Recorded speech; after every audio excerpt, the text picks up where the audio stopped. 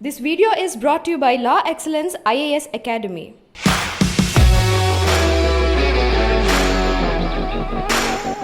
కిరణ్మయి గారి గురించి నేను ఒక విషయం చెప్పాలి. 573 ర్యాంక్ సాధించినప్పుడు 3 ఏళ్ల క్రితం ఇంటర్వ్యూ చేశాను.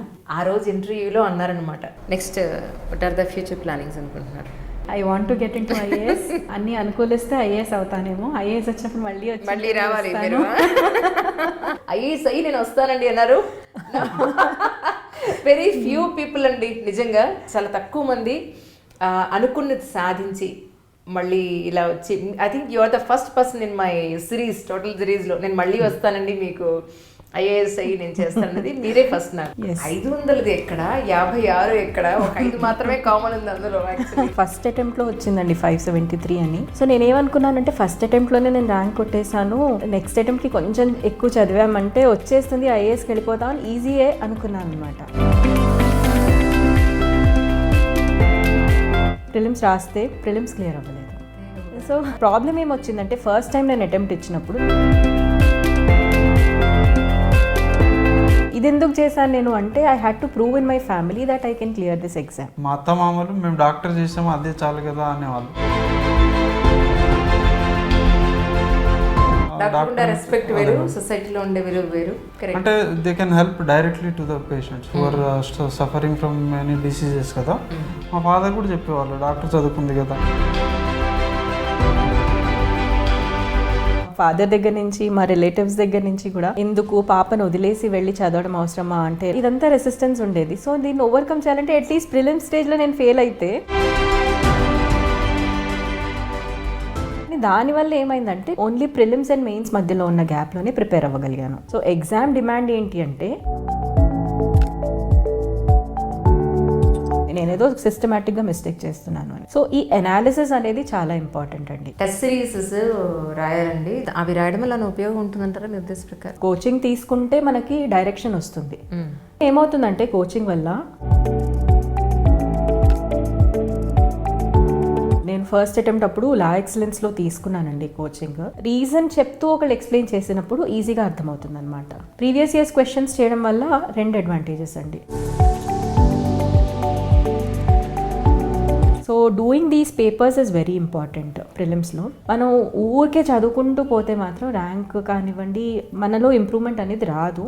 We need to identify where we're standing. This is the basic step. First attempt అప్పటి నుంచి ఇప్పుడు ఈ 56th ర్యాంక్ సాధించినప్పటికీ మెయిన్ ఆన్సర్ రైటింగ్లో మీరు చేసిన మార్పులు ఏంటి అని అంటే ఏం చెప్తారండి?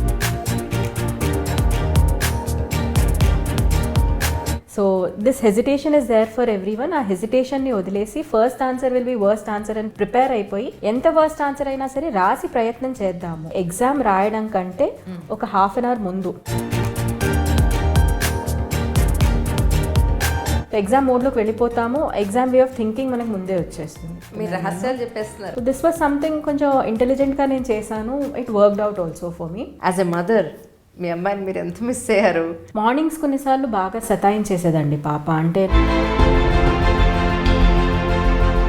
ఫ్రస్ట్రేషన్, ఎగ్జామ్ వస్తుందో రాదో తెలియని ఫ్రస్ట్రేషన్. ఉన్న ఎస్టాబ్లిష్డ్ కెరియర్ వదిలేసుకొని వచ్చాము, ఇక్కడ చూస్తే పాపని ఇబ్బంది పెట్టాల్సి వస్తుంది. నేను లేకపోవడం వల్ల వీళ్ళు సఫర్ అవుతున్నారు.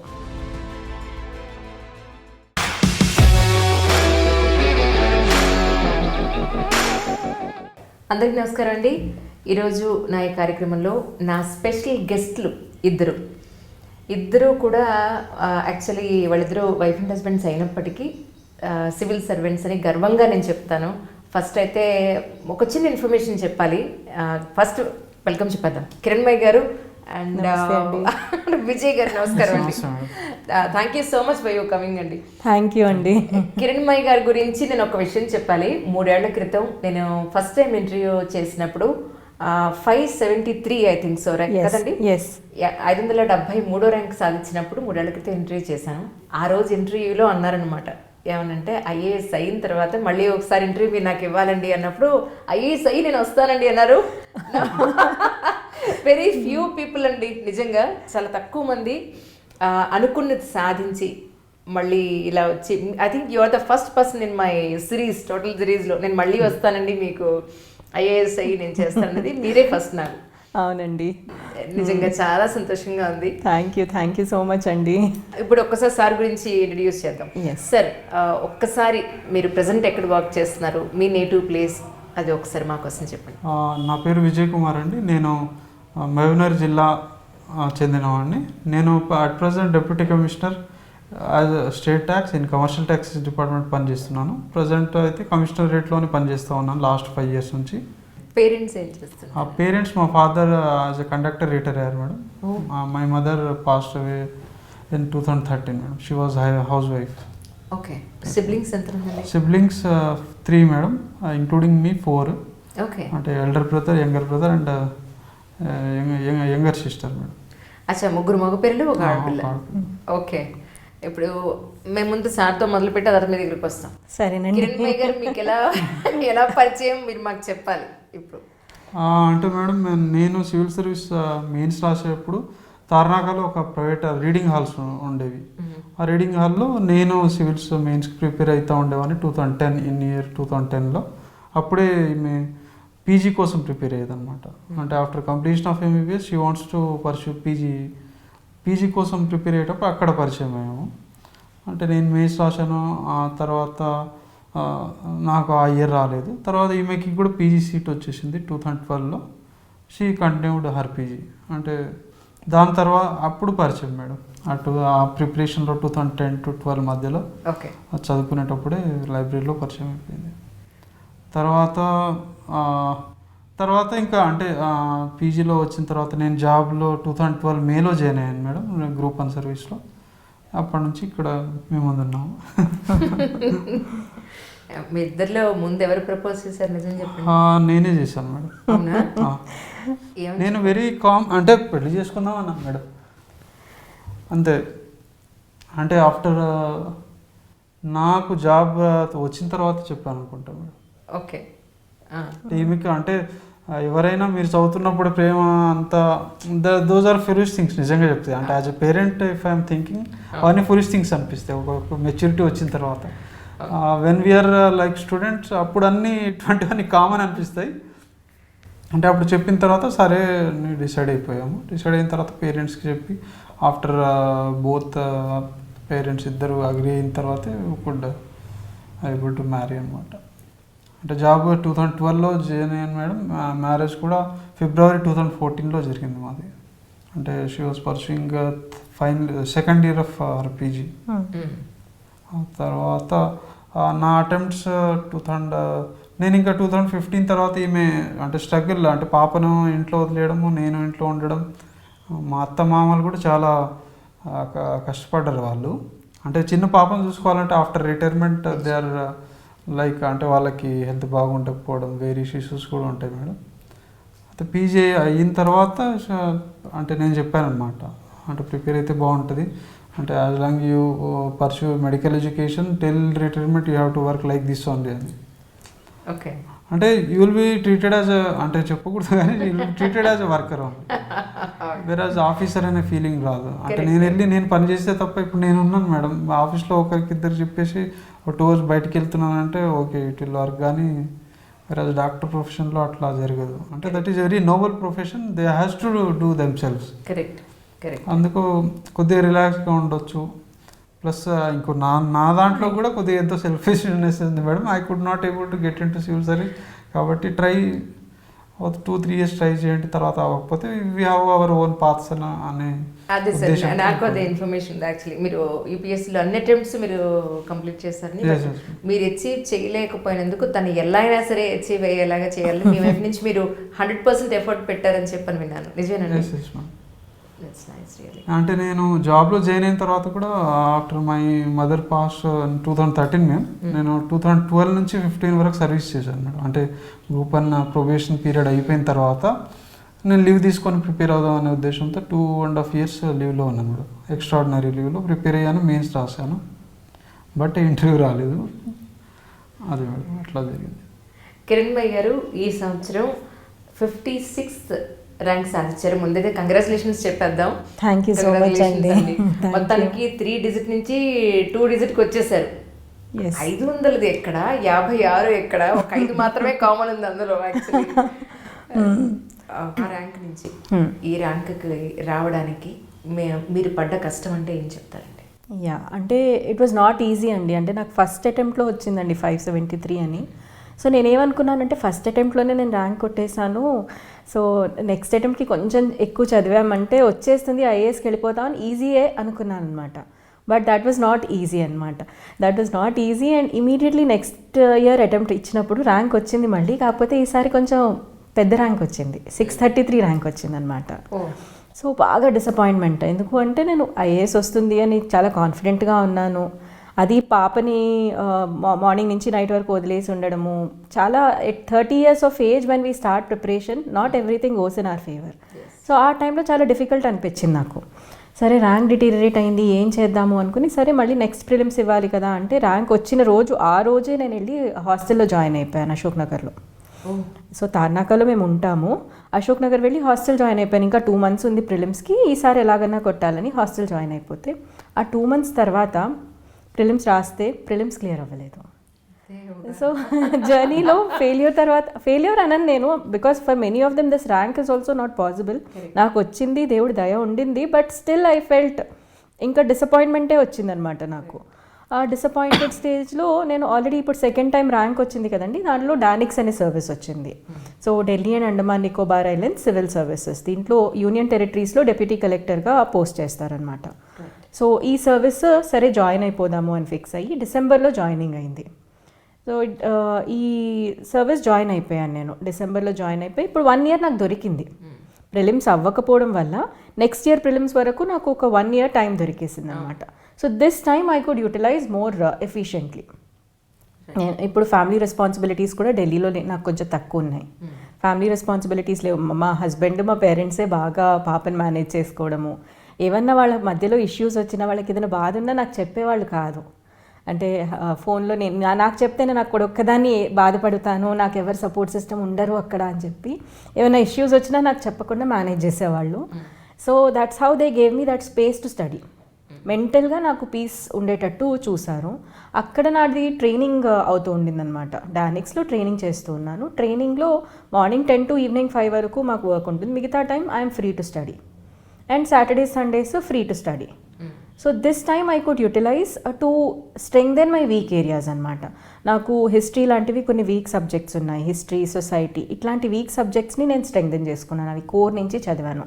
నాకు ప్రాబ్లం ఏమొచ్చిందంటే ఫస్ట్ టైం నేను అటెంప్ట్ ఇచ్చినప్పుడు నేను ఆల్రెడీ 30 ఉన్నాను కదా అని చెప్పి ప్రిలిమ్స్కి జస్ట్ 6 months ముందు ప్రిపరేషన్ స్టార్ట్ చేశాను. Ideal time for starting preparation is 1 year to 1.5 years before prelims. ఎందుకు అన్ని సబ్జెక్ట్స్ అవగాహన రావాలి, ఫస్ట్ అవగాహన రావాలి, దాని తర్వాత కన్సాలిడేట్ చేసుకోవాలి. అంటే ఎందులో ఏముంది, మినిమం బేసిక్ కంటెంట్ అనేది మన దగ్గర ప్రిపేర్ అవ్వాలి. నేను ఈ ప్రిపరేషన్ అంతా చేయకుండానే ప్రిలిమ్స్ కోసం మాత్రమే ఫస్ట్ అటెంప్ట్లో ఫోకస్ చేశాను. ఆ 6 months బిఫోర్ ప్రిలిమ్స్ అనేది I gave completely for prelims. ఇది ఎందుకు చేశాను నేను అంటే I had to prove in my family that I can clear this exam. ఎందుకంటే ఫ్యామిలీ సపోర్ట్ రావడము, మా హస్బెండ్ నేను మాత్రం బాగా ఫిక్స్ అయిపోయి ఉన్నాం సివిల్ సర్వీసెస్ కొట్టాలి అని. ప్లీజ్ అండి. ఈమెని అంటే మా అత్త మామలు మేము డాక్టర్ చేసాము అదే చాలు కదా అనేవాళ్ళు. మా ఫాదర్ కూడా doctor is a Nobel profession, అంటే అందరికంటే కూడా రెస్పెక్ట్ వేరు, సొసైటీలో ఉండే విలువ వేరు. అంటే they can help directly to the patients who are suffering from many diseases కదా. మా ఫాదర్ కూడా చెప్పేవాళ్ళు డాక్టర్ చదువుకుంది కదా ఇంకేం కావాలి. సో ఫ్యామిలీస్ నుంచి బాగా రెసిస్టెన్స్ ఉండేది మాకు ఇనీషియల్గా. అంటే ఆల్రెడీ ఎస్టాబ్లిష్డ్, ఎందుకంటే పీజీ కూడా చేస్తున్నాను నేను, పీజీ కూడా చేశాను కాబట్టి రెసిస్టెన్స్ ఉండేది మా పేరెంట్స్ నుంచి కానివ్వండి, వాళ్ళ అయిన ఫాదర్ దగ్గర నుంచి, మా రిలేటివ్స్ దగ్గర నుంచి కూడా. ఎందుకు పాపను వదిలేసి వెళ్ళి చదవడం అవసరమా, అంటే రాత్రి వరకు చదవాల్సి వచ్చేది, ఇదంతా రెసిస్టెన్స్ ఉండేది. సో దీన్ని ఓవర్కమ్ చేయాలంటే అట్లీస్ట్ ప్రిలిమ్స్ స్టేజ్లో నేను ఫెయిల్ అయితే నేను అది ప్రూవ్ చేసుకోలేను, ఇమీడియట్గా నువ్వు మెడికల్ సైడ్కి షిఫ్ట్ అయిపో అని నాకు ప్రెషర్ వచ్చేదనమాట. So I focused entirely on prelims. కానీ దానివల్ల ఏమైందంటే నేను మెయిన్స్కి ఓన్లీ ప్రిలిమ్స్ అండ్ మెయిన్స్ మధ్యలో ఉన్న గ్యాప్లోనే ప్రిపేర్ అవ్వగలిగాను. Because of which I couldn't consolidate, I couldn't make notes of things అనమాట. అది ఫస్ట్ సెకండ్ అటెంప్ట్స్లో నాకు ప్రాబ్లం అయింది. ప్రతిసారి ప్రిలిమ్స్ మెయిన్స్ గ్యాప్లోనే మెయిన్స్కి చదువుకోవడము, ఆ టైంలో సబ్జెక్ట్స్ ప్రాపర్గా, అంటే స్టాటిక్ సబ్జెక్ట్స్ ఏవైతే ఉంటాయో అవి కన్సాలిడేట్ చేసుకోలేకపోవడము. ఈ ప్రాబ్లమ్స్ని నేను థర్డ్ అటెంప్ట్లో ప్రిలిమ్స్ రాకపోవడం వల్ల I got that 1 year of extra time before my prelims where I consolidated all these subjects అనమాట. ఈ సబ్జెక్ట్స్ అన్నీ కన్సాలిడేట్ చేసుకుని నెక్స్ట్ ప్రిలిమ్స్ ఢిల్లీలోనే ఇచ్చానండి. ప్రిలిమ్స్ ఢిల్లీలో ఇచ్చాక మెయిన్స్కి మాత్రం నేను హైదరాబాద్కి షిఫ్ట్ అయ్యాను. లీవ్ పెట్టేసి వచ్చాను, ఎందుకంటే హైదరాబాద్ హ్యాస్ బెటర్ ఎన్వైర్న్మెంట్. ప్రిపరేషన్కి మనకి ఢిల్లీలో ఆ చలి ఎక్స్ట్రీమ్ ఉంటుంది, హీట్ ఎక్స్ట్రీమ్ ఉంటుంది. ఆ టెంపరేచర్స్కి అడ్జస్ట్ అవుతూ చదువుకోవడం ఇస్ డిఫికల్ట్ టాస్క్. చదవడం అనేది చాలా ఫోకస్గా చేయాల్సిన పని. సో చదువుకోవడం is difficult task. So I took leave and I came off to Hyderabad for mains preparation. ఇక్కడికి రావడము అన్నీ కన్సాలిడేట్ చేసుకుని ఉన్నాను కాబట్టి దాన్ని ఇంకా బెటర్గా ప్రిపేర్ అవ్వగలిగాను. ఆన్సర్ రైటింగ్ బాగా ఫోకస్ చేశానండి ఈసారి. ఫస్ట్ సెకండ్ అటెంప్ట్స్లో నేను ఆన్సర్ రైటింగ్ హార్డ్లీ 3-4 పేపర్స్ ఇచ్చేసి పర్లేదులే నేను బాగానే రాసేస్తున్నాను, ఎక్కువ చదువుదాము మనకు కంటెంట్ లేదు అని చెప్పి ఎక్కువ చదివేదాన్ని అనమాట. సో ఎక్కువ చదివినా దాన్ని పేపర్ మీద పెట్టలేకపోతే it is of no use. So exam demand ఏంటి అంటే మనం ఎంత చదివినా మనం చదివిన దాన్ని పేపర్ మీద పెట్టగలిగితేనే it will come into fruit. So దాన్ని పెట్టడం అనేది ఎప్పుడు తెలుస్తుంది మనకి? When we start writing answers. ఒక క్వశ్చన్ రాసి ఆ క్వశ్చన్లో ఒక క్వశ్చన్కి ఆన్సర్ రాసామంటే ఇంట్రడక్షన్ ఏది పెట్టాలి, కన్క్లూజన్ ఏది పెట్టాలి, వే ఫార్వర్డ్ అంటే ఏంటి, మనం ఇచ్చే సూచనలు ఏంటి, బాడీలో ఏ పాయింట్స్ పెడితే బాగుంటుంది. ఒక ఆన్సర్ నేను అటెంప్ట్ చేశాను అనుకోండి, ఆ ఆన్సర్లో ఓకే ఇది ఇంట్రడక్షన్ కోసం నాకు ఈ పాయింట్ ఉంటే బాగుండేది, కన్క్లూజన్ కోసం ఇట్లా ఏదైనా రాసుంటే బాగుండేదని ఆన్సర్ అటెంప్ట్ చేసినప్పుడు మాత్రమే నాకు తెలుస్తుంది. అదే చదివేటప్పుడు ప్రతి ఒక్కటి చదువుకుంటూ వెళ్ళిపోతాం. దట్ విల్ నాట్ హెల్ప్ అనమాట. ఎంతవరకు చదవాలి అనేది తెలియాలంటే answer writing is must for mains. ప్రిలిమ్స్లో కూడా మాక్ టెస్ట్ చేయాలన్నమాట. మాక్ టెస్ట్ ఎందుకు చేయాలి? మనం మిస్టేక్స్ చేస్తూ ఉంటాము. ఇప్పుడు 100 క్వశ్చన్స్ ఉంటాయండి, స్టార్టింగ్లో తక్కువ మార్క్సే వస్తాయి. మనం మార్క్స్ చూసుకోవడానికి కాదు మాక్ టెస్ట్ రాసేది. మనం చేసేది ఎందుకు అంటే మనం తప్పులు ఎక్కడ చేస్తున్నాము. కొన్ని తప్పులు ఎలా ఉంటాయంటే మనకు కంటెంట్ లేక తప్పు చేస్తూ ఉంటాము. కొన్ని తప్పులు ఎలా ఉంటాయంటే కొన్ని వర్డ్స్ని ఓవర్లుక్ చేసే అలవాటు ఉంటుంది మనకి. నో అనే వర్డ్ ఉందనుకోండి, నాట్ అనే వర్డ్ ఉందనుకోండి, వాటిని ఓవర్లుక్ చేస్తాము. కొన్ని మేజర్ వర్డ్స్ని తప్పు చదివే అలవాటు ఉంటుంది, అలా తప్పు చదివి మిస్టేక్స్ చేయడము. సో ఇవి మనం ఐడెంటిఫై చేసుకోవాలన్నమాట. ప్రతి ఒక్కరికి ఇవి డిఫరెంట్ ఉంటాయి. ప్రతి ఒక్కరు కామన్ మిస్టేక్స్ చేయరు, సేమ్ మిస్టేక్స్ అయితే అందరూ చేయరు. నా మిస్టేక్స్ ఏంటో నేను ఐడెంటిఫై చేయాలంటే క్వశ్చన్ బై క్వశ్చన్ ఎవాల్యుయేట్ చేసేదాన్ని నేను. అంటే ఈ క్వశ్చన్ కరెక్ట్ చేశాను అంటే ఎందుకు చేశాను, ఈ క్వశ్చన్ తప్పు చేశాను అంటే ఎందుకు తప్పు చేశాను, తెలిసి కూడా తప్పు చేశానంటే దీనికి ఏదో ఒక సిస్టమాటిక్ రీజన్ ఉండుంటుంది, నేను ఏదో సిస్టమాటిక్గా మిస్టేక్ చేస్తున్నాను అని. సో ఈ అనాలిసిస్ అనేది చాలా ఇంపార్టెంట్ అండి. సో నేను చేసింది సెల్ఫ్ అనాలిసిస్ అనమాట. నాకు ఎగ్జామ్ డిమాండ్కి నేను ఎంత దూరంలో ఉన్నాను అనేది ఐడెంటిఫై చేసుకోవడానికి నాకు టైం దొరికింది ఈ థర్డ్ అటెంప్ట్లో ప్రిలిమ్స్ రాకపోవడం వల్ల. This all time I utilized and rote a lot of answers. మా సీనియర్ సజెస్ట్ చేశారనమాట, ఆన్సర్స్ రోజు 3 గంటలు కూర్చొని టెస్ట్ రాయమని చెప్పారు. పొద్దున్నే లేచి రోజు 3 గంటలు టెస్ట్ రాయి అని చెప్పారు. దాని తర్వాత ఇంకొక 3 గంటలు కూర్చొని దాన్ని ఎవాల్యుయేట్ చేసుకోమని చెప్పారు. మీకు మీరే? నాకు నేనే. అంటే మోడల్ ఆన్సర్స్ ఉంటాయి మనకి. ఈ కోచింగ్ ఇన్స్టిట్యూట్స్ ఉంటాయి కదా, కోచింగ్ ఇన్స్టిట్యూట్స్వి ఈ మోడల్ ఆన్సర్స్ ఉంటాయి అనమాట. సో దాన్ని కంపేర్ చేసుకొని ఓకే నేను ఇలా బెటర్గా రాయొచ్చు, ఈ పాయింట్ కూడా రాసుంటే బాగుండేది, స్ట్రక్చర్ ఆఫ్ ది ఆన్సర్ ఇలా రాసుంటే బాగుండేది. సో ఇవన్నీ నాకు అర్థమయ్యేవన్నమాట. ఈయన ఇలా రోజు చేయమని చెప్పారు, నేను రోజు అయితే చేయలేదండి frankly speaking. I use to do 4 times in a day 1.5 hour అన్నా ఇచ్చేదాన్ని. కానీ మా సార్, ఆ సీనియర్, నేను I want to take his name, Pradeep sir అని IRTSలో ఉన్నారు సార్, మా కాలేజ్లో కూడా సీనియర్ అనమాట. అమ్మ నువ్వు ఇలా రోజు చెయ్యమ్మా అని చెప్పి నాకు 2-3 రోజుల తర్వాత మళ్ళీ కాల్ చేసి మరీ అడిగేవారు, చేస్తున్నావా లేదా అని. ఇలా ఒకళ్ళు అడిగినప్పుడు మనకి ఆటోమేటిక్గా ఒక సిస్టమాటిజం, బాధ్యత అనేది వచ్చేస్తుంది అనమాట. సో అలా చేశాను అండ్ దట్ బోర్ ఫ్రూట్ అండి. I think that is the reason my general స్టడీస్లో అన్ని స్కోర్స్ బాగా ఇంప్రూవ్ అయ్యాయి నాకు ఈసారి. That is the reason I got in to this rank. ఇప్పుడు ఆస్పిరెంట్స్ చాలామంది అడుగుతూ ఉంటారు, టెస్ట్ సిరీసెస్ రాయాలండి జనరల్గా, ఎన్ని రాస్తే బెటర్గా ఉంటుంది అని చెప్పని. ఏమన్నా అవి రాయడం వల్ల ఉపయోగం ఉంటుందంటారా మీ ఉద్దేశ ప్రకారం? టెస్ట్ సిరీస్ ఖచ్చితంగా రాయాలండి. మనం కోచింగ్ తీసుకుంటే మనకి డైరెక్షన్ వస్తుంది. ఇప్పుడు నేను ఫస్ట్ అటెంప్ట్ అప్పుడు లా ఎక్సలెన్స్లో తీసుకున్నానండి కోచింగ్. దానివల్ల ఏమవుతుందంటే కోచింగ్ వల్ల మనం ఏది అర్థం చేసుకోవాలన్నా ఫాస్ట్గా అర్థం చేసుకోగలుగుతాము. సో ఫాస్ట్గా అర్థం చేసుకోవడం అంటే ఒక కొత్త సబ్జెక్ట్, జాగ్రఫీ కానివ్వండి, హిస్టరీ కానివ్వండి, ఎకానమీ కానివ్వండి, ఇవన్నీ నాకు కొత్త subjects because I was in medical profession before. ఈ కొత్త సబ్జెక్ట్స్ ఫాస్ట్గా ప్రిపేర్ అవ్వాలి అంటే సంబడీ ఈస్ టీచింగ్ యూ అనుకోండి, ఒక డయాగ్రమ్ వేసి సంబడీ విల్ ఎక్స్ప్లెయిన్, ఒక ఫ్లో చార్ట్ వేసి సంబడీ విల్ ఎక్స్ప్లెయిన్, రీజన్ చెప్తూ ఒకళ్ళు ఎక్స్ప్లెయిన్ చేసినప్పుడు ఈజీగా అర్థమవుతుంది అనమాట. So coaching necessity to the extent of understanding things fast, అక్కడ వరకు కోచింగ్ బాధ్యత అయిపోతుంది. సో 30% వరకు మనం కోచింగ్ నుంచి హెల్ప్ తీసుకోవచ్చు. బట్ వాట్ ఆఫ్టర్ దాట్ మనం చేయాల్సింది, మనం ఎక్కడి వరకు ఉన్నాము, మనల్ని ఇంప్రూవ్మెంట్ మనం ఎలా చేసుకోవాలి. For that test series are necessary అనమాట. Right. So test series is must for any exam. ఏ ఎగ్జామ్ అన్నా ఆ టెస్ట్లో ప్రీవియస్ ఇయర్స్ క్వశ్చన్స్ పైగా ఇంకా కోచింగ్ ఇన్స్టిట్యూట్స్ వాళ్ళు కండక్ట్ చేసే టెస్ట్ ఇవి మనం చేసినట్టయితే ప్రీవియస్ ఇయర్స్ క్వశ్చన్స్ చేయడం వల్ల 2 అడ్వాంటేజెస్ అండి.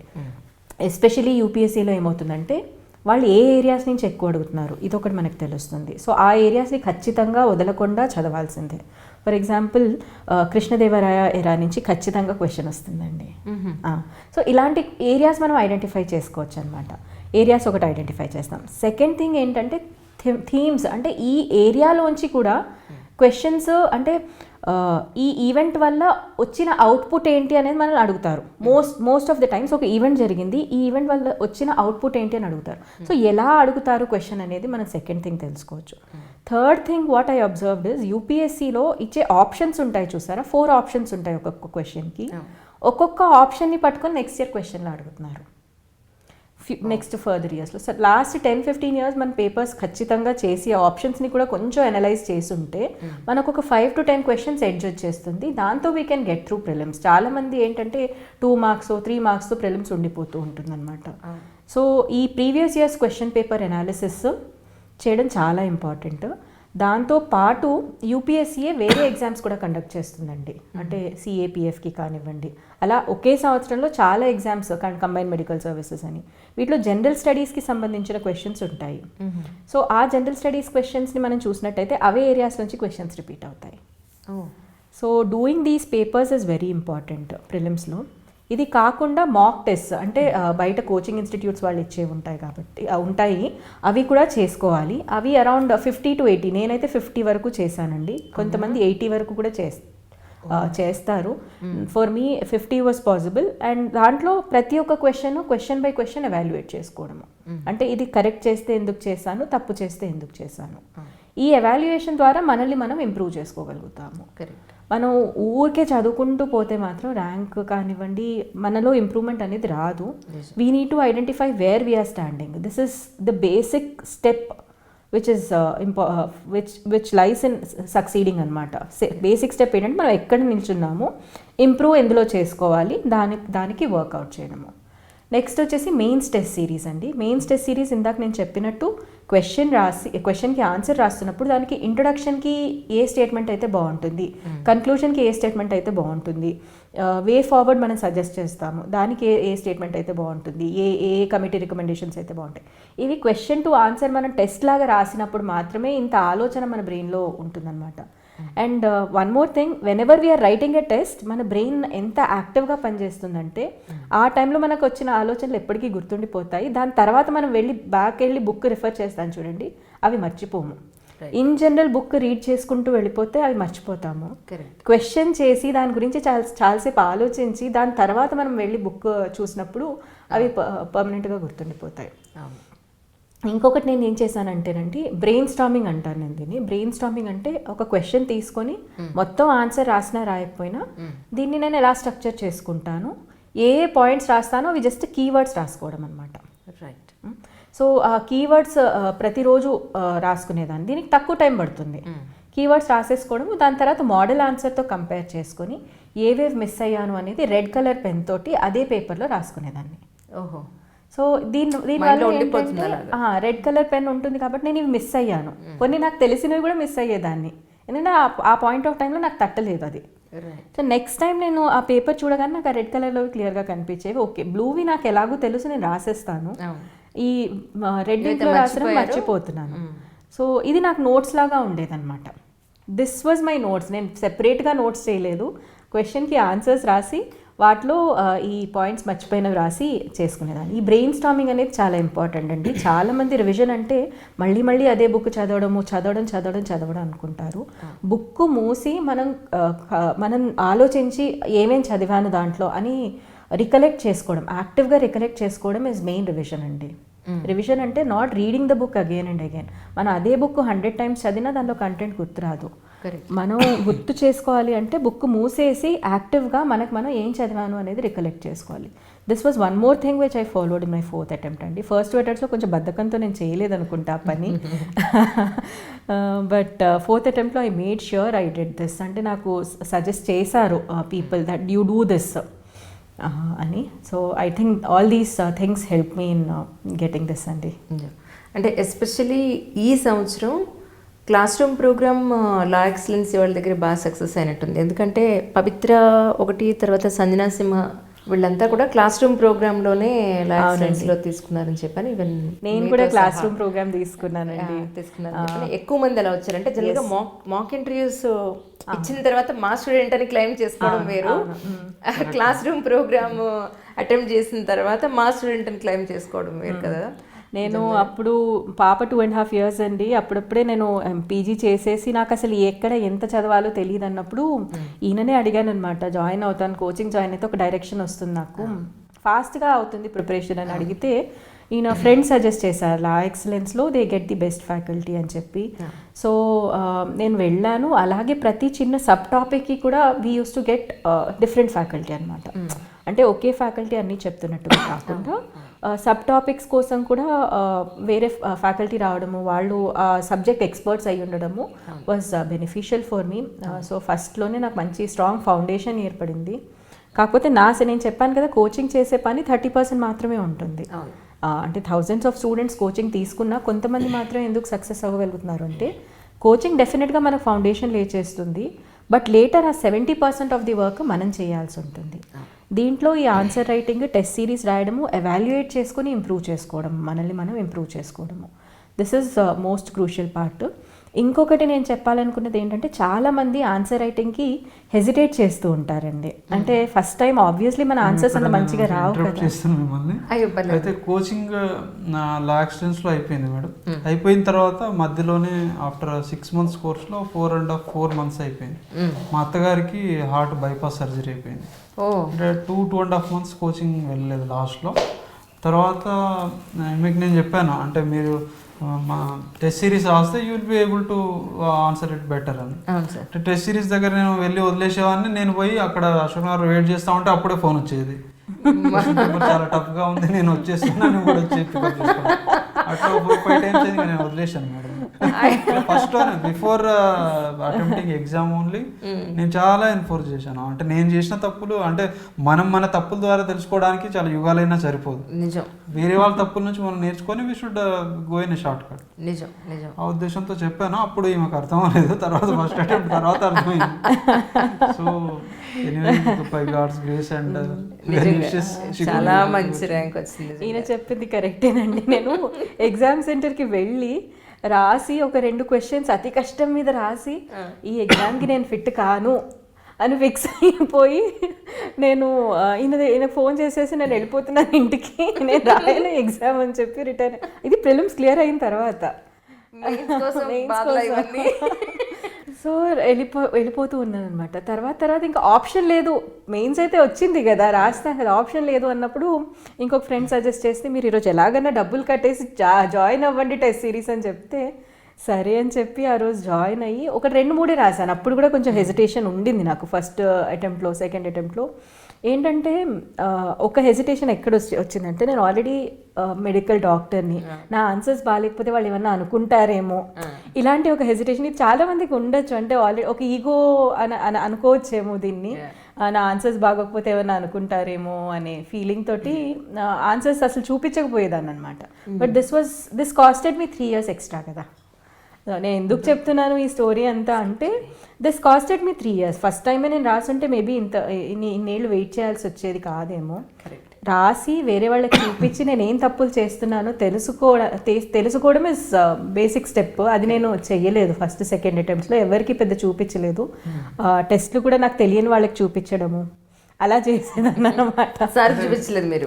సార్కి చూపించలేదు. అంటే doctors, most of the doctors ఏమనుకుంటారంటే ఇక్కడ పర్ఫెక్ట్నెస్ చూస్తూ ఉంటారు మేడం. సివిల్ సర్వీస్ లో పర్ఫెక్ట్నెస్ ఎక్కడ పర్ఫెక్షన్ కోసం నేను 100%, ఇప్పుడు మ్యాథమెటిక్స్ పిల్లలకి 100కి 100 వస్తుంది చూడండి, అట్లా రావాలనుకుంటారు కదా. That is not true in civil service. Maximum topper కూడా more or less then 50 or 51% marks వస్తాయి ఇంక్లూడింగ్ ఇంటర్వ్యూ. కరెక్ట్. అంటే అక్కడ పర్ఫెక్షన్ కన్నా హౌ యూ ప్రజెంట్ అనేది ఇంపార్టెంట్ అవుతుంది. ట్రూ అండి. ఇక ఈమె చూసేది నేను ఫస్ట్ లో అప్పుడు టెస్ట్ సిరీస్ రాసినప్పుడు అట్లా ఏంటంటే పర్ఫెక్ట్నెస్, ఇప్పుడు ఎంసెట్ లో లాగా 100కి బైపీసీలో 160కి 160, లేకపోతే ఫిజిక్స్ లో 80 మార్క్స్కి 80 రావాలనే ఉద్దేశమే ఉంటుంది చాలా మంది డాక్టర్స్ కి. ఆ ఉద్దేశంతో ఈమె రాలేకపోయింది మేడం ఫస్ట్ సెకండ్ అటెంప్ట్ లో. కానీ నేను అప్పుడు నన్నే తిట్టుకున్నాను, ఈమె ఇక్కడ ఎందుకు తీసుకొచ్చాను. ఈమె కష్టం మెంటల్లీ డిస్టర్బ్ అవుతా ఉండే. నేను కూడా ఈమెతో పాటు వెళ్ళి నేను కూడా కెరియర్ వేస్ట్ చేశాను కదా అనే భావన కూడా వచ్చేది మేడం నాకు అప్పుడు కదా. నిజంగా ఒక విజయం వెనకాతల ఎంత స్ట్రగుల్ ఉంటుందో మనం ఒక్కడమే కాదు, మన వెనకాతల మన ఫ్యామిలీ మెంబర్స్ అందరూ స్ట్రగుల్ అవుతూ ఉంటారు. డెఫినెట్గా అండి, పేరెంట్స్ స్ట్రగుల్, ఫ్యామిలీ స్ట్రగుల్. కాకపోతే నాకు వీళ్ళ స్ట్రగుల్ ఒక మోటివేషన్ ఫోర్స్ లాగా ఉండేదండి. ఇప్పుడు నేను ఢిల్లీలో ఉన్నప్పుడు కానివ్వండి, లైబ్రరీకి వెళ్ళి చదువుకున్నప్పుడు కానివ్వండి, ఇంట్లో వీళ్ళు స్ట్రగుల్ అవుతున్నారు అనే ఆలోచన అనేది ఇట్ యూస్ టు మోటివేట్ మీ. నా కోసం ఇంతమంది కష్టపడుతున్నారు కదా, సో నేను ఎలాగన్నా చెయ్యాలి, ఆ మోటివేషన్ని డ్రా చేసుకునేదాన్ని నేను వీళ్ళ స్ట్రగుల్ నుంచి. I would never give up అనమాట. ఇప్పుడు మీరు ఫస్ట్ అటెంప్ట్ అప్పటి నుంచి ఇప్పుడు ఈ 56th ర్యాంక్ సాధించినప్పటికీ మెయిన్ ఆన్సర్ రైటింగ్లో మీరు చేసిన మార్పులు ఏంటి అని అంటే ఏం చెప్తారండి? సో ఫస్ట్ థింగ్, ఆన్సర్స్ ఎక్కువ రాసానండి. అది ఆన్సర్స్ చాలా రాసాను నేను. 4th అటెంప్ట్ వచ్చేసరికి చాలా ఆన్సర్స్ రాసాను. అప్పుడు చెప్పాను కదా 3 tests అలాగే రాసాను, ఫస్ట్ అటెంప్ట్కి, సెకండ్ అటెంప్ట్కి. ఆ హెజిటేషన్ వదిలేయాలని నేను అందరికీ చెప్దాం అనుకున్నాను. ఫస్ట్ అటెంప్ట్ నేను కూడా ఇలాగే ఎగ్జామ్ హాల్ వరకు వెళ్ళి వెనక్కి వచ్చేసిన దాన్ని ఇప్పుడు మీ ముందు ఇలా ర్యాంకర్గా కూర్చున్నాను. So this hesitation is there for every one. ఆ హెజిటేషన్ని వదిలేసి first answer will be worst answer అని ప్రిపేర్ అయిపోయి ఎంత వర్స్ట్ ఆన్సర్ అయినా సరే రాసి ప్రయత్నం చేద్దాము. అంటే అక్కడి నుంచి ఓన్లీ ఇంప్రూవ్మెంట్ ఉంటుంది కదండి. వర్స్ట్ దగ్గర నుంచి there will be only improvement, దానికంటే కిందకి పోవడానికి లేదు. So nothing to worry. ఒక 1 month అలా డైలీ రాస్తూ ఉంటే ఇంప్రూవ్ అవుతుంది కదా అని చేశాను. So what did I do? First thing I wrote a lot of answers. Second what did I do అంటే స్ట్రక్చరింగ్లో చేంజెస్ చేశానండి నేను, స్ట్రక్చరింగ్ ఆఫ్ ఆన్సర్స్. అంతకుముందు ఏం చేసేదానంటే జస్ట్ ఏదైతే క్వశ్చన్లో అడిగారో దాన్ని మాత్రం అడ్రస్ చేసి వదిలేసేదాన్ని. అంటే ఇంట్రొడక్షన్, బాడీ, కన్క్లూజన్ కొన్నిటికి రాసేదాన్ని, కొన్నిటికి రాయకపోయేదాన్ని. ఈ ఫార్మాట్ ఫాలో అయ్యేదాన్ని, కానీ ఏదైతే డైరెక్ట్గా అడిగారో అది మాత్రమే రాసేదాన్ని అనమాట. But this time what I did is I changed. కొన్ని ఎడిషన్స్ పెట్టాను. అంటే ఏదైనా కీవర్డ్ ఉందనుకోండి, కీవర్డ్ని కాస్త ఇంట్రొడక్షన్ తర్వాత ఎక్స్ప్లెయిన్ చేయడము. సో కీవర్డ్ని ఎక్స్ప్లెయిన్ చేయడానికి మళ్ళీ స్టేట్మెంట్స్ లాగా కాకుండా ఒక డయాగ్రామాటిక్ రిప్రజెంటేషన్లో, సన్ డయాగ్రామ్ అని అంటారనమాట, లేకపోతే హబ్ అండ్ స్పోక్ డయాగ్రామ్ అంటారు. మధ్యలో ఆ కీవర్డ్ని రాసేసి దాని చుట్టూరా ఆరో మార్క్స్ పెట్టేసి ఇవి కంటెంట్ అని చెప్పేసి దాన్ని చిన్నగా ఎక్స్ప్లెయిన్ చేయడం అనమాట. అది ఎక్స్ప్లెయిన్ చేసిన తర్వాత వాళ్ళు బేసిక్ అడిగిన క్వశ్చన్ ఏదైతే ఉంటుందో అవి 2 sub parts ఉంటాయి, యూజువల్లీ 2 or 3 sub parts ఉంటాయి. ఆ sub partsని కూడా హెడ్డింగ్ రాసేటప్పుడు మన క్వశ్చన్లో అడిగిన వర్డ్సే అక్కడ యూస్ చేయాలన్నమాట. అలా యూస్ చేస్తే ఓకే, ఈ పార్ట్ ఆఫ్ ది క్వశ్చన్ వీళ్ళు అడ్రస్ చేస్తున్నారు అనేది ఎగ్జామినర్కి క్లారిటీ వస్తుంది. క్వశ్చన్లో యూస్ చేసిన వర్డ్స్ వర్బాటిమ్గా అవే వర్డ్స్ యూస్ చేసి ఆ హెడ్డింగ్ని కూడా ఒక బాక్స్లో వేసేదాన్ని నేను. అన్నీ మనకు కనిపించేటట్టు చేయాలి ఆన్సర్లో. సో ఆ బాక్స్లో వేసి కింద 4-5 పాయింట్లు, 5 పాయింట్లు ఏం రాసామనేది వాళ్ళకి చూసేంత టైం ఉంటుందో లేదో మనకు తెలియదు. బట్ రాస్తాం, మంచి పాయింట్సే రాస్తాము. బట్ మెయిన్గా మనం ఏంటంటే ఆ పార్ట్ ఆఫ్ ది క్వశ్చన్ నేను అడ్రస్ చేశాను అని చూపించడం. తర్వాత వే ఫార్వర్డ్, మనం బ్యూరోక్రాట్స్ కదండి అవ్వడానికి వెళ్తుంది. So we have to suggest, దీనికి ఇది చేస్తే బాగుంటుంది అనేది సజెషన్ ఇవ్వాలి. సో ఆ సజెషన్స్ అనేది ఖచ్చితంగా కమిటీస్ ఉంటాయి, కమిటీ రికమెండేషన్స్. సో ఈ కమిటీ రికమెండేషన్స్ రాయడము, ఒక 2-3 బై హార్ట్ చేసి వెళ్ళిపోవాలి. ప్రతి టాపిక్కి కమిటీ రికమెండేషన్స్ బై హార్ట్ చేసి వెళ్ళడము, 1-2 ఎక్స్ట్రా పాయింట్స్ రాయడము. ఇవి రాస్తే మనం ఆ కమిటీ రికమెండేషన్స్ డీటెయిల్డ్గా చదివినా లేకపోయినా ఓకే వీళ్ళు ఈ కమిటీ రికమెండేషన్స్ చదివారేమో అన్న ఫీలింగ్ మనం వాళ్ళకి ఇస్తున్నాం ఎగ్జామినర్కి. దెన్ కన్క్లూషన్ స్టేట్మెంట్స్ కూడా రెడీగా పెట్టుకోవడము. సో ఇది ఈ ఫార్మాట్లో రాసేదాన్ని అనమాట. ప్రతి ఆన్సరు ఆల్మోస్ట్ ఎక్సెప్ట్ ఫర్ హిస్టరీలో మనం వే ఫార్వర్డ్ ఇవ్వలేకపోవచ్చు. కొన్నిసార్లు అది కూడా నేను ఇచ్చేదాన్ని, అంటే వే ఫార్వర్డ్ రాయాల్సి వచ్చినప్పుడు హిస్టరీలో ఆ ఎగ్జాంపుల్ని మనం ఈ ప్రెజెంట్ డేలో ఎలా యూస్ చేయొచ్చు అంటే అప్పుడు జరిగిన ఎగ్జాంపుల్స్ని మనం ప్రెసెంట్ డేలో ఎలా యూస్ చేయొచ్చు అనేది కన్క్లూషన్లో యూస్ చేయడము. ఇలా ఈ ఫార్మాట్ మోస్ట్ ఆఫ్ ది క్వశ్చన్స్కి నేను ఫాలో అయ్యానండి.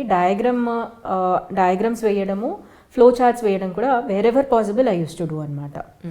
ఎస్పెషలీ జాగ్రఫీలో మ్యాప్స్ వేయడము, ఇట్లా diagrams wherever possible I did. And ఈ ఫార్మాట్ ఖచ్చితంగా ఫాలో అయ్యాను.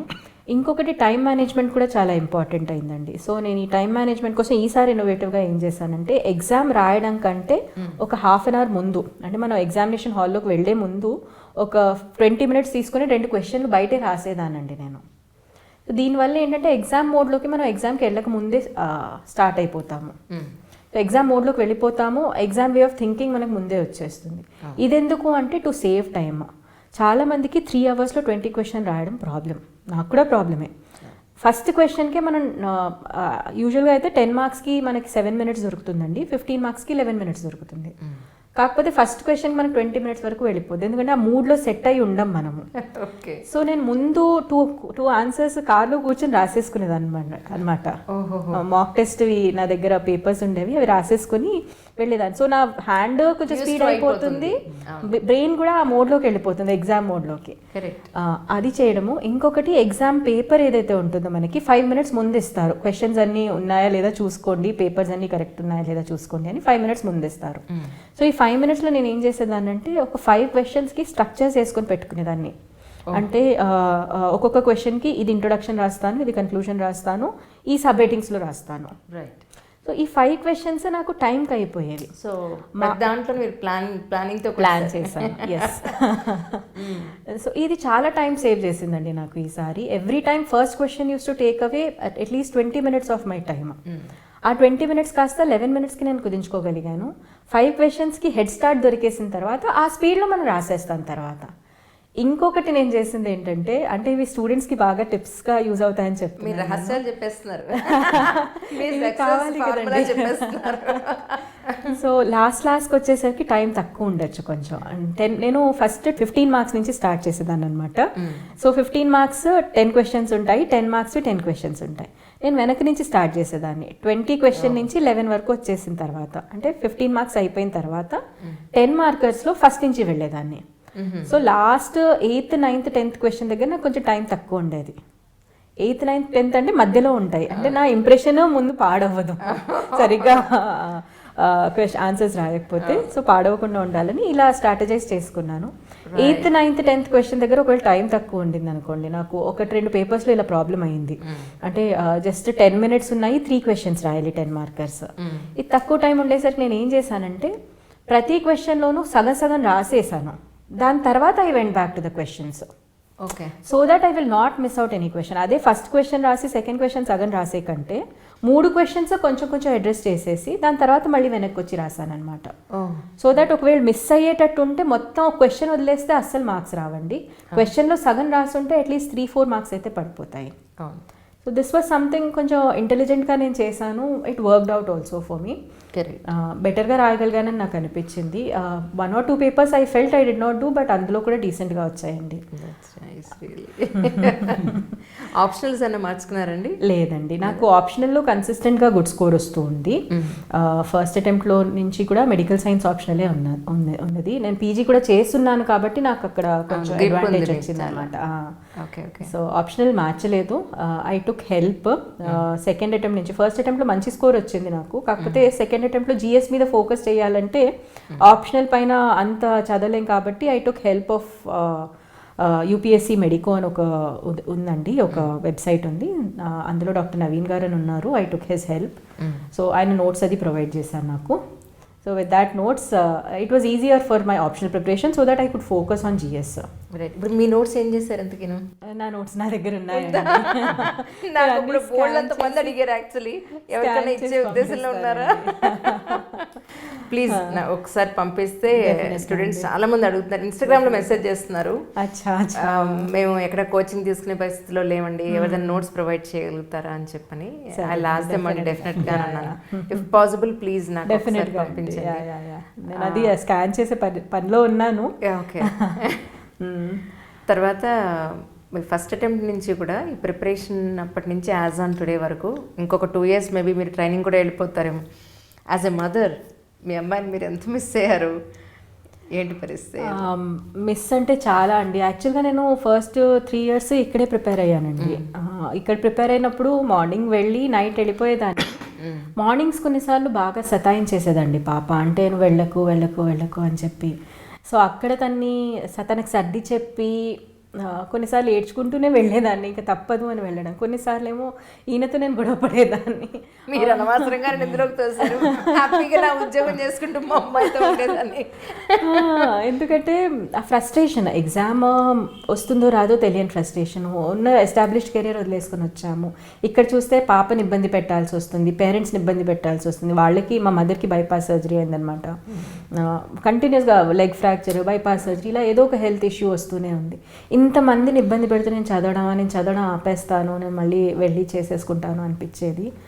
But at the end of the day మళ్ళీ ఒక రోజు ఆగిన తర్వాత నేను వీళ్ళతో మాట్లాడడం కానివ్వండి, నేను డైరీ రైటింగ్ చేస్తానండి అప్పుడప్పుడు. వెనెవర్ ఐ ఫీల్ డిప్రెస్డ్, రెగ్యులర్గా చేయను, but whenever I have these depressed feelings నేను ఒక బుక్ తీసుకొని రాయడం స్టార్ట్ చేస్తాను.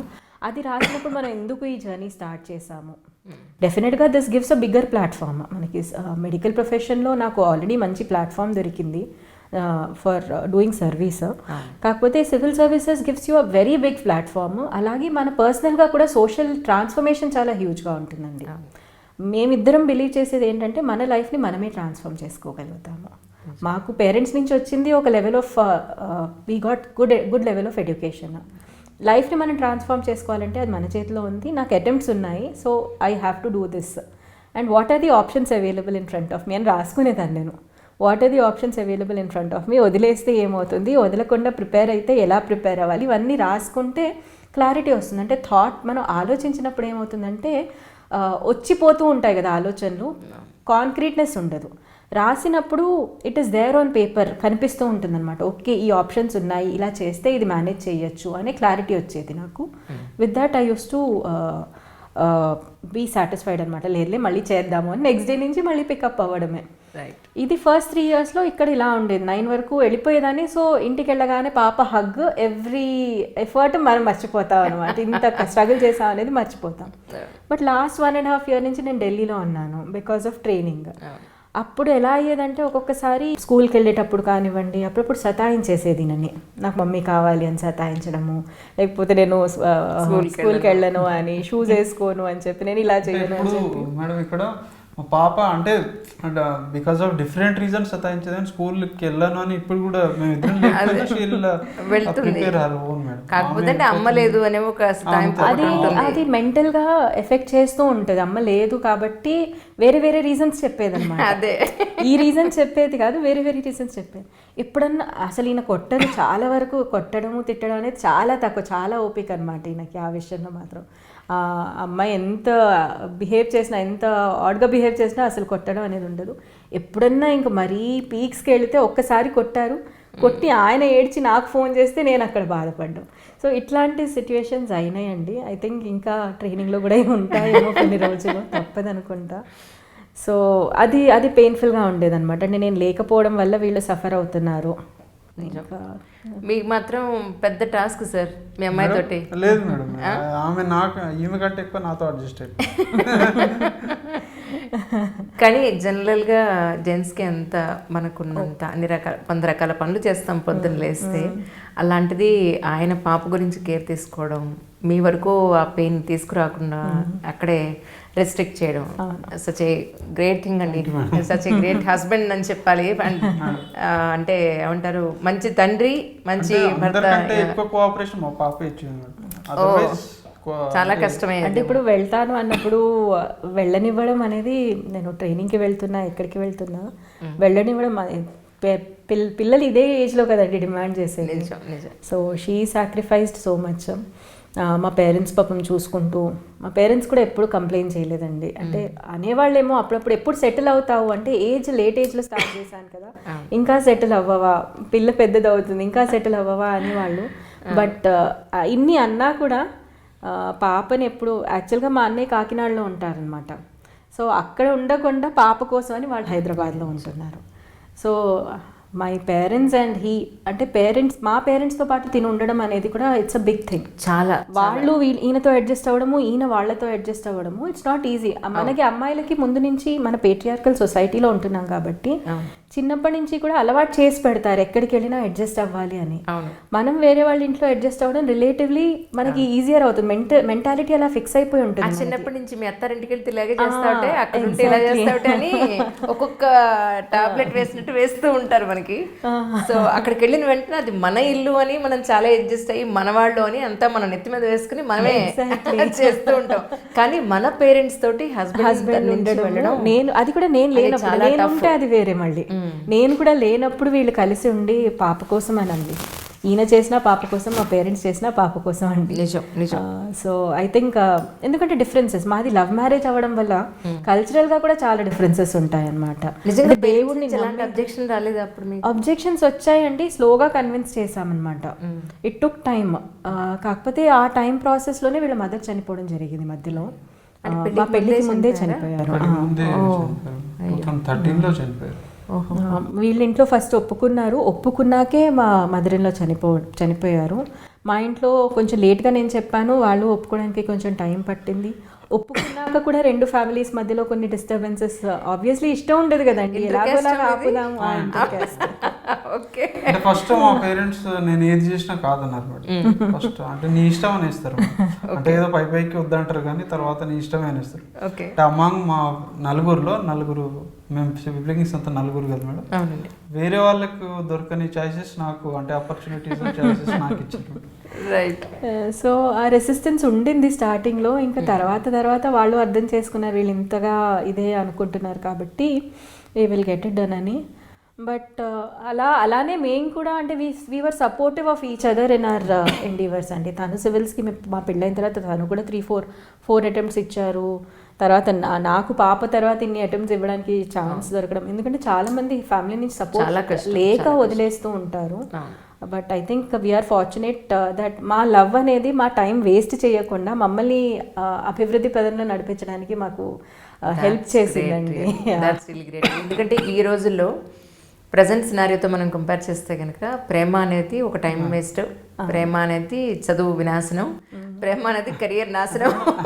మేడం యాజ్ ఎ పేరెంట్ ఆలోచిస్తే మనం కూడా రేపు మన పాప మన సిబ్లింగ్స్ కూడా అట్లా చేస్తే మనం తప్పే అనుకుంటాం.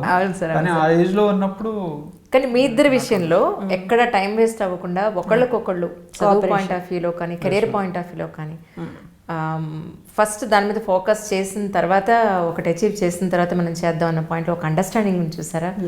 That's really it's a great point. మీ ఇద్దరు కూడా కమింగ్ జనరేషన్స్కి ఒక ఎగ్జాంపుల్స్ లాంటి వాళ్ళు నిజం చెప్పాలంటే.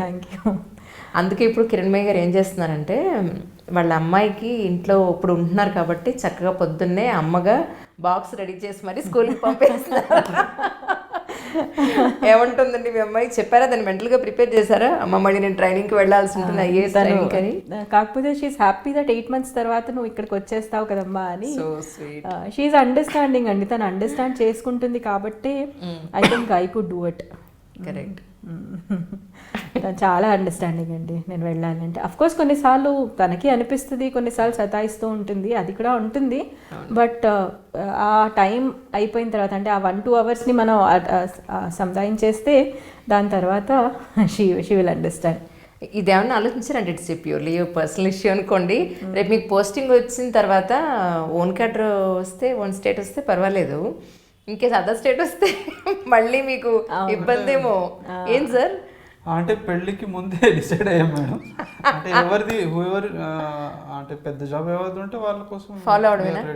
బా గ్రేట్ హస్బెండ్ అండి, గ్రేట్ హ్యూమన్ బీయింగ్. నిజం చెప్పాలండి, ఎవరు ఉంటారా మా ఆవిడ కలెక్టర్ అయితే నేను వెళ్ళవేంటి, నేను వెళ్ళని ఈగోయిస్టిక్గా ఉన్న వాళ్ళే 50% పైగా ఉన్నారు. ఇది మేము ముందు నుంచి అనుకున్నామండి. అంటే ఇక్కడ ఇందులో దిగినప్పుడే this was a question that was raise, అంటే ఇంకెక్కడో వస్తే ఎలా అని. But I think God has been very kind to me. తెలంగాణలో వేకెన్సీస్ ఉన్నాయి, వస్తుందని అనుకుంటున్నాను. ఇంత స్ట్రగుల్ అయ్యారు ఫ్యామిలీ కోసం మీరు ఇద్దరేంటి మీ వెనకాతలు ఉన్న మీ పేరెంట్స్ తో సహా పాపతో సహా. సో డెఫినెట్గా వస్తుందండి, నో డౌట్. అప్పుడు వస్తుంది మీకు అని అన్నాను, అలాగే వచ్చింది. పార్టీ ఏది మీరు? డెఫినెట్గా పార్టీ అండి, లంచ్కి వెళ్దాం మనం. సార్ నిజం చెప్పండి, ఈ రోజుల్లో ఒక అమ్మాయిని ప్రేమించి పెళ్లి చేసుకోవాలి, పెళ్ళి అనేది చాలా దూరం అయిపోయింది. ఎందుకంటే వీళ్ళు కలిసి జర్నీ చేసే టైంలోనే నచ్చని అంశాలు ఏవో ఉండడం, వదిలేసి మళ్ళీ ఇంకొక ఆప్షన్కి వెళ్ళిపోవడం లాంటివే ఎక్కువ చూస్తున్నాం యాక్చువల్లీ. సో కిరణ్మయి గారిలో నిజంగా మీరు ఏ క్వాలిటీ చూసి, ఏం చూసి ఇష్టపడి నేను పెళ్లి చేసుకుంటాను? అంటే అందరితో కలిసిపోవడమే మోస్ట్ ఇంపార్టెంట్ మేడం. అంటే అందరితో కలిసి కొత్త పాత లేకుండా, అంటే మన ఇప్పుడు ఈ రోజుల్లో ఏమవుతుంది మేడం, పెళ్ళైన తర్వాత సపరేట్ అయిపోతూ ఉన్నారు, న్యూక్లియర్ ఫ్యామిలీస్ అవుతా ఉన్నాయి. అంటే ఎప్పుడైనా ఇప్పుడు మనం కూడా న్యూక్లియర్ ఫ్యామిలీస్లోనే ఉన్నాం, కానీ కలిసినప్పుడు కొద్దిగా జాగ్రత్తగా మాట్లాడి ప్రేమగా చూసుకుంటే చాలు అనే ఉద్దేశం. ఈమె అందరితో కలిసిపోతుంది, తెలియని వాళ్ళతో కూడా, ఇంకా మన ఫ్యామిలీ మెంబర్స్ అయితే బాగుంటుంది కదా అనే ఉద్దేశం. నాకు ఇదే పాయింట్ ఫస్ట్ స్ట్రాంగ్ పాయింట్ అనిపించింది మేడం. ట్రూ.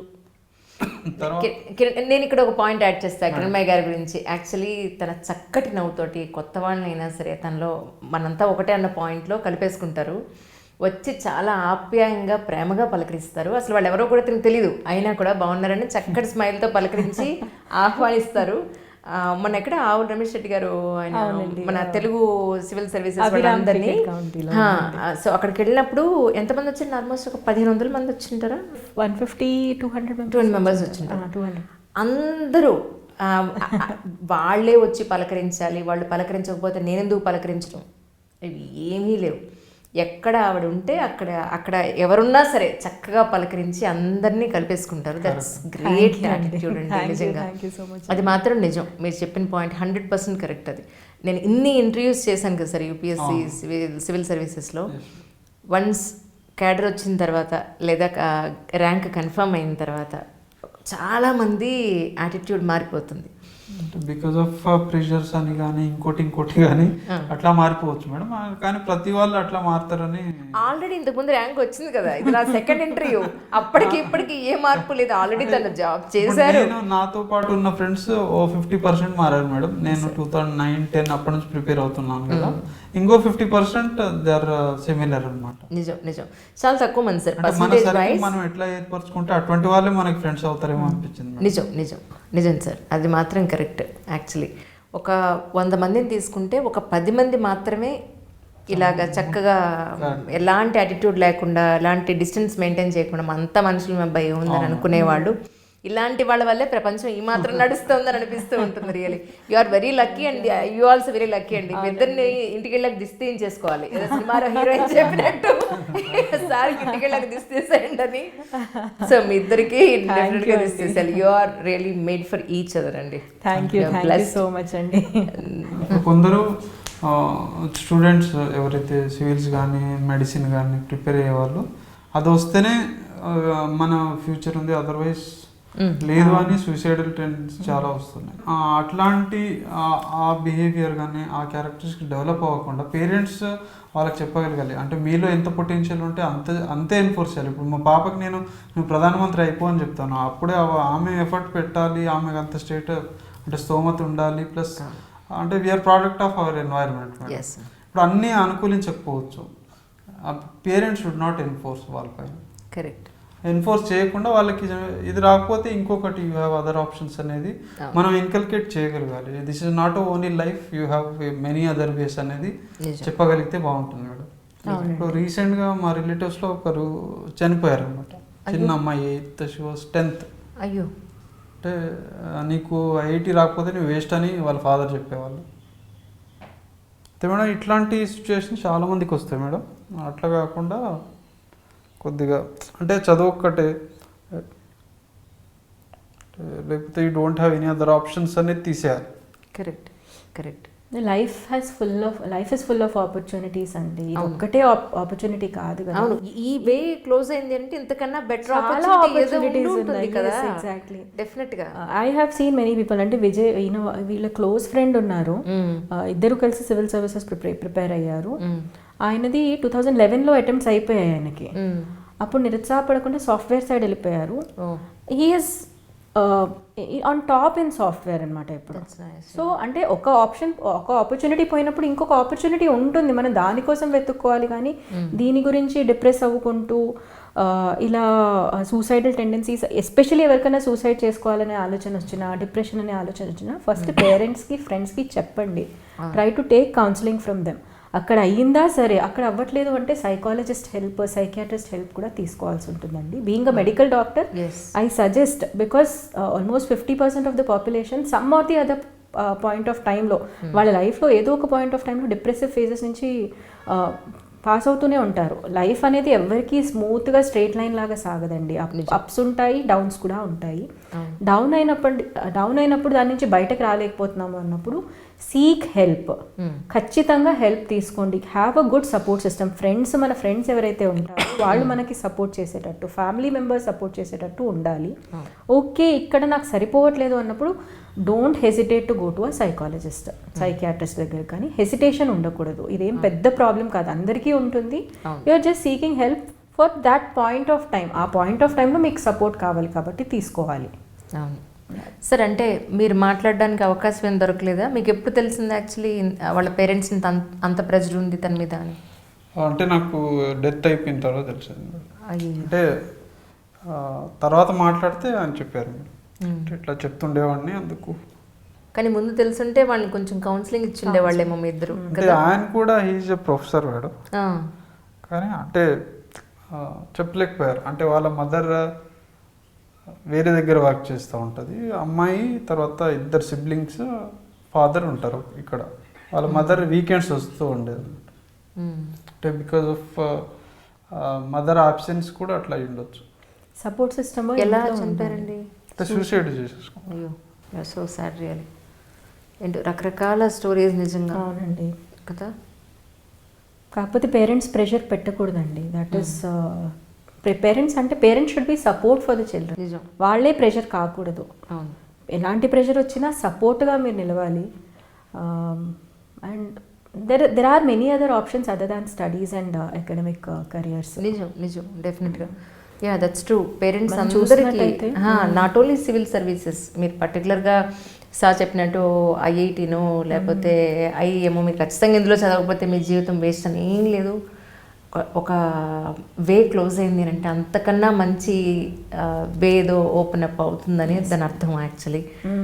అంతేగాని ప్రయత్నించకుండా ఇది కాకపోతే జీవితం లేదన్నట్టుగా మాత్రం మీరు అనుకోకండి, పిల్లలకి ఎలా చెప్పకండి. అండ్ ఇంకొకటి ఇలా ఎన్ఫోర్స్ చేయడం వల్ల ఏమవుతుందంటే ఇప్పుడు చాలా మంది ఐఐటీస్లో జాయిన్ అయిన తర్వాత సూసైడ్స్ చేసుకుంటున్నారు. ఎందుకంటే వాళ్ళకి పర్పస్ ఆఫ్ లైఫ్ ఏం కనిపించట్లేదు. ఐఐటీ కోచింగ్ వరకు ఐఐటీ ఒక్కటే నీ గోల్ అని చెప్పేస్తున్నారు. సో ఐఐటీలో జాయిన్ అవ్వగానే ఇంకేం గోల్ లేదు, నాకు నెక్స్ట్ ఏంటి అనేది అర్థం కావట్లేదు. మన honourable prime minister Narendra Modi గారు ఒక స్టేట్మెంట్ నేను ఒక రోజు వింటున్నప్పుడు నాకు చాలా మంచిగా అనిపించిందండి. ఒక అమ్మాయి అడుగుతుంది అనమాట ఆయన్ని, సో మీరు ఎప్పుడన్నా అనుకున్నారా పిఎం అవుతాను అని ఆమె అడిగింది అనమాట. సో సార్ ఏమన్నారంటే, నేను ఎప్పుడూ కనీసం క్లాస్లో లీడర్ అవుతానని కూడా అనుకోలేదమ్మా, కాకపోతే నాకు ఇంటెన్షన్ ఏంటంటే ప్రజలకి ఏదో ఒకటి చెయ్యాలి, నేను చెయ్యాలి అనుకున్నాను. సో ఆ చెయ్యాలి అనే ఇంటెన్షనే నన్ను ఇంతవరకు తీసుకొచ్చింది. ఒకటి కావాలి అనే ఇంటెన్షన్ కాదు, మనకు చెయ్యాలి అనే తపన ఉండాలి అని ఆయన చెప్పారు. అది నాకు చాలా స్టేట్మెంట్ చాలా బాగా అనిపించిందండి అనమాట. అంటే మన అందరి గోల్స్ దేనికో ఒక దానికి ట్యాగ్ చేసుకొని ఉంటాం మనం, అంటే ఇది చేస్తే నేను సక్సెస్ అయినట్టే అని. కానీ అక్కడికి వెళ్ళాక కూడా మనకు హ్యాపీనెస్ ఉండదు.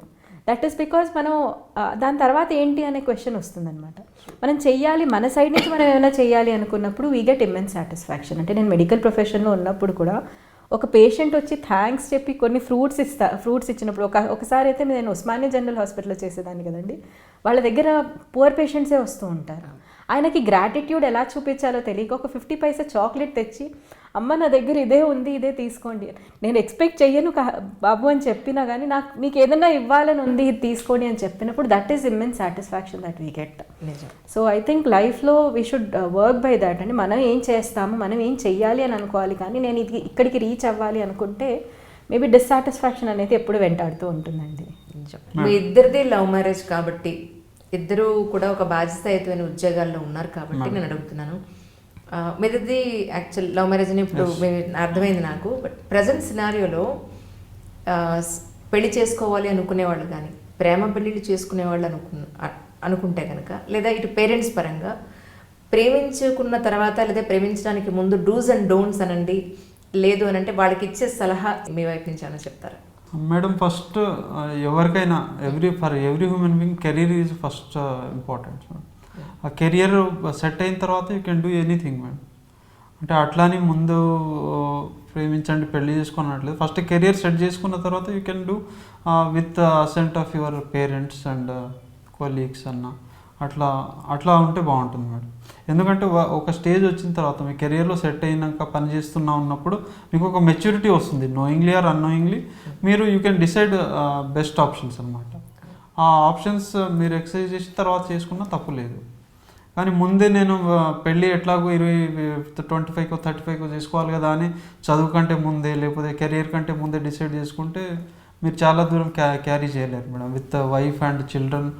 అంటే ఎవరైనా ప్రేమలు పెళ్ళిళ్ళన్నీ బిలో మిడిల్ క్లాస్ వాళ్ళకే ప్రాబ్లమ్స్ వస్తాయి. వెరాజ్ for higher classes they won't face any problem. అందుకోసం ఫస్ట్ కెరియర్ సెట్ చేసిన తర్వాత ఆఫ్టర్ 2-3 years జాబ్ చేసిన తర్వాత మీకు మెచ్యూరిటీ వస్తుంది. ఆ maturity you can do anything.